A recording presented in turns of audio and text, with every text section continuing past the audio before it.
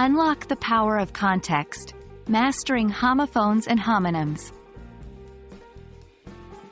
Hello, English language learners. Welcome to another enlightening lesson. Today, we are diving into the fascinating world of homophones and homonyms and learning how to use context clues to determine the correct usage of these words. This is a crucial skill in both your written and spoken English, as it greatly improves your understanding and communication. Let's kick off by quickly refreshing our knowledge. Homophones are words that sound the same but have different meanings and may have different spellings. For instance, meat and meat. On the other hand, homonyms are words that have the same spelling and pronunciation but different meanings. Take, for instance, the word bank. It can mean a financial institution or the side of a river. To accurately select which homophone or homonym to use in a sentence, one must consider context clues. These are hints that an author gives to help define a difficult or unusual word. They can be in the same sentence or surrounding sentences. For example, consider the homonyms bark.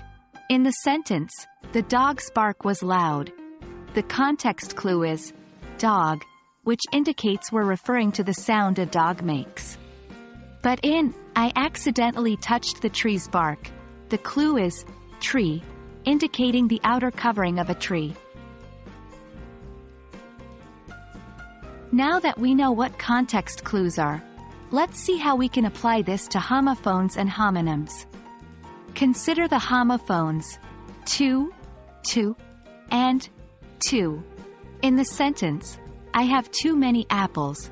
The context clue is many, suggesting an excessive amount. Hence the use of to. Practice is key in mastering the use of context clues. Here are some exercises. 1. Sentence completion. We'll provide sentences with missing words, and you have to fill in the blank with the correct homophone or homonym. 2.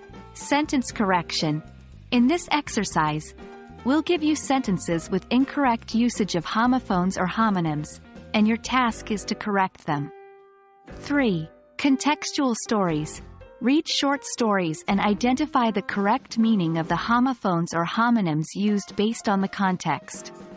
Remember, the more you practice, the better you get. And that wraps up our lesson on using context clues to master homophones and homonyms. We hope you found this video informative and engaging. By actively applying these strategies and doing exercises, you will surely improve your English writing and speaking skills. Thanks for watching, and happy learning. Remember, practice makes perfect.